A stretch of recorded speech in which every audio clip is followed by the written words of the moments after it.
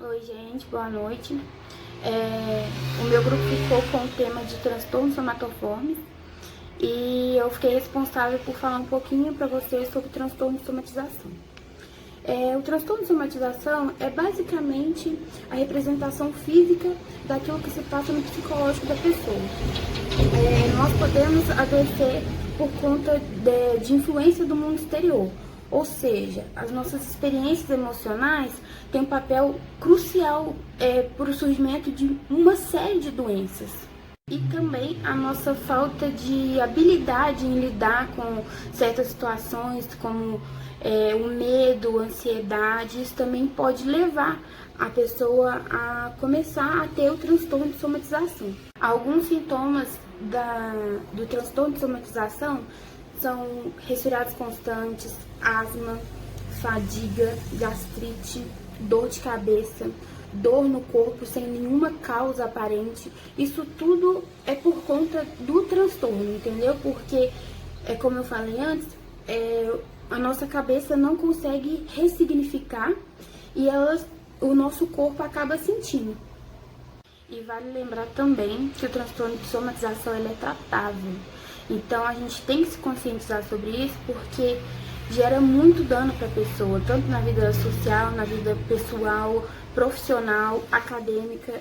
Isso acaba com a vida da pessoa porque incomoda ela passa mal, ela tem os sintomas e isso ela não consegue tratar sem ela sozinha, ela precisa de ajuda, entendeu? Estar falando sobre os transtornos somatoformes, que são doenças mentais, em que o indivíduo ele tem um conjunto de sintomas físicos, né? Relato de sintomas que parecem ser uma doença física, mas quando repetidamente fazem exames, né? Ou passam pelo médico, não conseguem detectar nenhuma doença. Então é muito importante, né? Aquelas pessoas que estão sempre tendo sintomas físicos que não são comprovados em exames ou avaliações médicas, que eles procurem um psiquiatra, né? E que podem estar fazendo o tratamento, porque provavelmente vai estar com o transtorno. Então, a pessoa ela tem todos os sintomas, todos, né, o desconforto que a doença clínica traz, né? Só que ela não tem essa doença física. Então, ela tem que estar procurando o psiquiatra, né, para fazer uma avaliação e tá tratando esse transtorno, né? Geralmente, o tratamento, ele é um tratamento de médio a longo prazo, mas que traz, sim, resultados e são muito importantes esses resultados, né? Com acompanhamento psiquiátrico. Boa noite a todos, dando continuidade ao trabalho. Vou estar falando para vocês sobre transtorno de conversão, que é uma condição na qual as pessoas reportam sintomas que não têm explicação física. Isso pode incluir sintomas variados, desde tontura sem explicação, às vezes dores, apagões, comprometimentos de consciência, dormência, eventualmente dor de cabeça, grave rebaixamento de consciência e até mesmo ao coma. Esse distúrbio está relacionado a fatores psicológicos, como, por exemplo, estresse emocional, ruptura no grupo familiar e abuso sexual. Às vezes, a pessoa sofre do transtorno, mas não consegue entender direito. Só sente que é algo urgente, tem a sensação que vai ficar louca, perde o controle. O impacto é muito grande na vida de quem sofre do transtorno, apesar de não ter uma causa orgânica. Existem alguns supertipos do transtorno, como déficit ou sintoma motor, incluindo sintomas tais como prejuízo da coordenação, de equilíbrio, paralisia ou fraqueza localizada, dificuldade para engolir ou nó na garganta, afonia e retenção urinária, com ataque ou convulsões. Inclui ataque ou convulsões com componentes motores ou sensoriais voluntários. Com apresentação mista, é usado se os sintomas de mais de uma categoria são evidentes. O diagnóstico geralmente ele é feito por um médico experiente ou psiquiatra, quando nenhuma causa física pode ser encontrada para os sintomas e há uma causa para o estresse. O tratamento envolve educação sobre o transtorno e aconselhamento para enfrentar a causa do estresse em muito caso. Isso ajuda a aliviar os sintomas.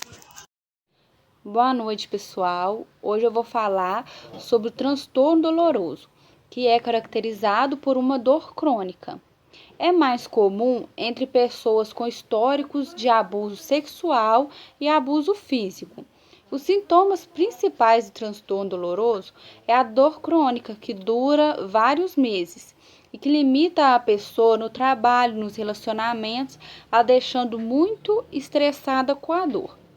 As dores podem ser de origem psicológicas e podem ter começado com algum problema familiar ou com algum trauma na infância. As pessoas com esse transtorno não percebem que têm o transtorno de saúde mental e estão convencidas de que os sintomas físicos que necessitam de atenção médica. As síndromes da dor crônica são tratadas com antidepressivos e psicoterapia. Oi, gente, tudo bem? Meu nome é Camille e eu vou falar alguns fatores psicológicos que são associados aos transtornos somatoformes. Bom, o primeiro transtorno que eu vou falar para vocês é o transtorno de somatização, onde são basicamente sentimentos explícitos pelo paciente de forma exagerada, exacerbada. São sintomas como ele descreve ressentimento, culpa, angústia, medo, ansiedade, estresse, tristeza, desânimo, perda de interesse, enfim. E isso tudo vai ser voltado para questões do pessoal dele, a maneira como ele lida com as situações no pessoal e no social. A forma como ele lida no interpessoal e no intrapessoal dele vai dizer muito sobre esse transtorno. O segundo transtorno que eu vou falar para vocês é o transtorno somatoforme indiferenciado, onde ele tem basicamente os mesmos sintomas de somatização, só que com a diferença de fadiga crônica, perda de apetite, perda do interesse, desmotivação. Ele é complementado por estudo da somatização. Então, ele tem basicamente os mesmos sintomas e a diferença dos dois é que a somatização ela tem início antes dos 30 anos e tem a duração por vários anos. E o somatoforme indiferenciado, ele tem um curto período de 6 meses. Bom, o terceiro transtorno que eu vou falar para vocês é o transtorno dismórfico corporal, onde basicamente a pessoa ela não consegue realizar atividades do dia a dia dela por conta da preocupação excessiva com a aparência. Ela se preocupa demais com a aparência dela, ela é autocrítica demais, ela tem necessidade de comparação com outras pessoas, de aprovação, e ela basicamente se perde nisso. Ela fica por conta da aparência dela, ela acha que tem alguma coisa com o corpo dela, alguma parte do corpo dela errada, e ela fica perdida por conta disso. E isso é um transtorno. Ela não consegue realizar as atividades, ela fica com preocupação excessiva, e esse transtorno ele pode aparecer de forma demorada, desenvolver-se na pessoa, ou ele pode aparecer simplesmente do nada, ela se preocupar demais com o corpo dela, achar que tem algo errado, e na verdade é um transtorno. Esse é o dismórfico corporal. Oi, gente, meu nome é Caroline e vou falar sobre os transtornos psicológicos associados aos sintomas somatoformes, dando continuidade ao da Camille. Transtorno conversivo. Consiste em uma déficit neurológica que afeta a função motor e sensorial. Seus sintomas são estresse e trauma. Se desenvolve durante o final da infância ou início da vida adulta, mais comum em mulheres.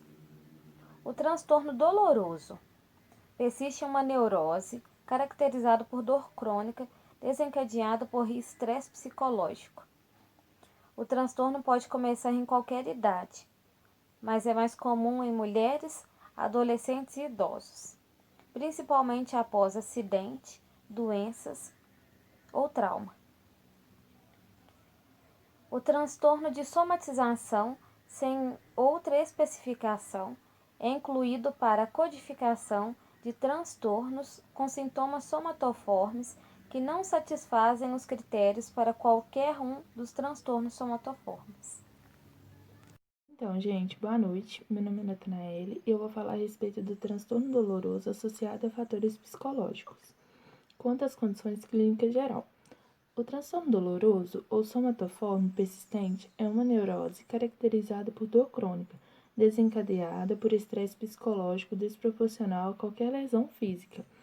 O transtorno pode começar em qualquer idade, mas é mais frequente em mulheres, adolescentes e idosos.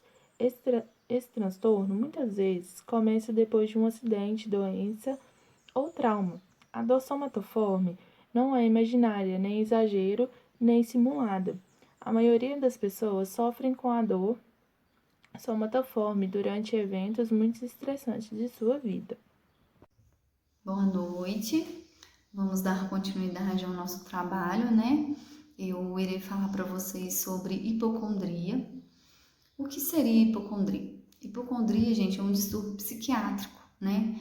É caracterizado pela hipovalorização de sintomas, onde o indivíduo, né, ele acredita que ele tem uma doença grave, uma doença, né, incurável, ele fica, né, com medo irracional da morte, né, e o diagnóstico, né, para esse distúrbio é dado após algum tempo, né, que a pessoa apresenta esses sintomas, né, a pessoa, ela, né, fica o tempo todo falando de doença, fica pesquisando muito sobre doença, né, ela passa a viver a vida dela em função dessa crença, né, que ela está doente.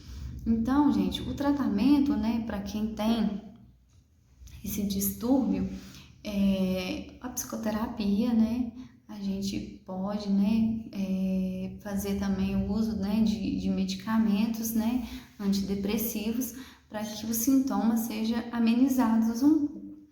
O risco, gente, de uma pessoa hipocondríaca é muito grande em relação à automedicação. A automedicação, gente, tem, assim, crescido muito, muito mesmo, principalmente nessa época de coronavírus. A pessoa, né, sente algum mal-estar, a pessoa sente alguma dor e ela tem medicamento em casa, então ela se automedica. Então a gente deve, né, observar muito, né, o paciente hipocondríaco, orientá-lo, né, quanto à automedicação, porque o hipocondríaco, mesmo sem um diagnóstico, gente, da doença, ele sente, né, a cabeça, o psicológico dele sente ali que às vezes, né, ele tá com o braço doendo, às vezes ele tá com a cabeça doendo, às vezes ele tá com outro problema, então assim, ele automaticamente se automedica. Então a gente tem que tomar muito cuidado com isso.